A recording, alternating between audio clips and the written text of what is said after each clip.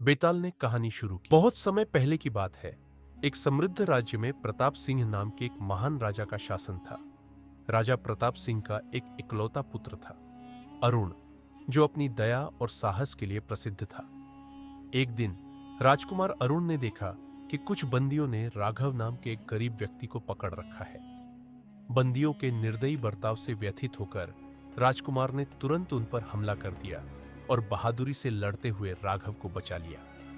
राघव का चेहरा कृतज्ञता से भर गया और उसकी आंखों में चमक आ गई। राघव को बंदियों से बचाने के बाद दोनों के बीच एक गहरी दोस्ती हो गई। राजकुमार अरुण ने राघव से वादा किया कि यदि कभी भी उसे जरूरत हो तो वह हमेशा उसकी मदद करेगा। राघव ने भी भावुक होकर कहा, आप मेरे लिए भगवान से कम नहीं है राजकुमार, मैं यह एहसान कभी नहीं भूलूंगा। कई वर्षों बाद राजा प्रताप सिंह का देहांत हो गया और अब राज्य का राजा राजकुमार अरुण बन गया।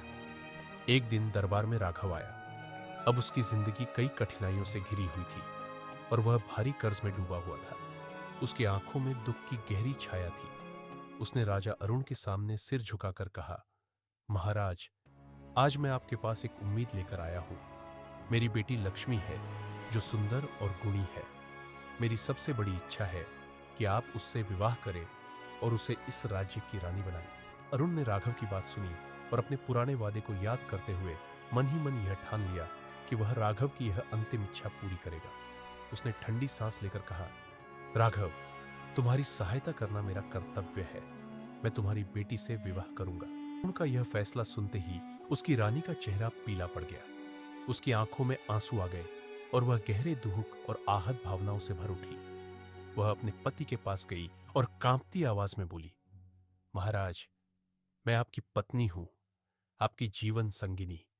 आपके इस निर्णय से मुझे गहरा आघात पहुंचा है। मेरे प्रति आपकी निष्ठा और प्रेम कहां है? रानी के इस दुख को देखकर दरबार में सन्नाटा छा गया। कुछ दरबारियों ने राजा के वचन निभाने के निर्णय का समर्थन किया तो कुछ ने रानी के पक्ष में अपनी सहानुभूति जताई। एक दरबारी ने कहा, महाराज, रानी का आक्रोश जायज है। विवाह की नींव विश्वास पर टिकी होती है। राजा अरुण के सामने एक गहरा धर्म संकट खड़ा हो गया। क्या वह अपने वादे को निभाए या अपनी रानी की भावनाओं का सम्मान करे? बेताल का प्रश्न। बेताल ने अपनी कहानी को समाप्त करते हुए राजा विक्रम से कहा, अब बुद्धिमान राजा विक्रम, आपको यह बताना होगा कि कौन सही था, राजा अरुण, जो अपने वादे को पूरा करना चाहता था, या रानी, जो अपने पति की निष्ठा की मांग कर रही थी। विक्रम का उत्तर। राजा विक्रम ने गहराई से सोचा। उसका चेहरा गंभीर हो गया। फिर उसने उत्तर दिया, राजा अरुण ने अपने वादे को पूरा करने का प्रयास किया, जो कि एक महान और सराहनीय गुण है।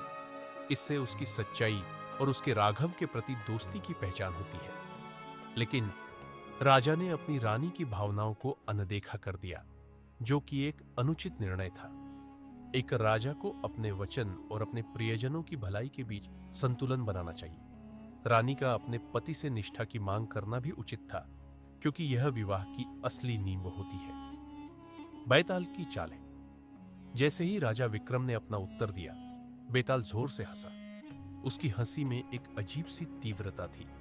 उसकी आंखों में चमक थी, मानो विक्रम का जवाब उसकी अपेक्षाओं के अनुरूप हो। अचानक बेताल का चेहरा धुंधला हुआ और वह वृक्ष से गायब हो गया। राजा विक्रम ने चारों ओर देखा, लेकिन बेताल का कहीं कोई निशान नहीं था। तभी एक धीमी आवाज सुनाई दी, राजा विक्रम, तुमने जो जवाब दिया वह सच था, लेकिन एक और सवाल है। तुम्हारे इस निर्णय के बाद जो कुछ होगा, क्या तुम उसका सामना कर पाओगे? विक्रम का मन उलझ गया। बेताल का यह नया सवाल क्या संकेत दे रहा था? क्या यह उसका आखिरी खेल था या कुछ और रहस्य छिपा हुआ था जिसे विक्रम को अब समझना बाकी था?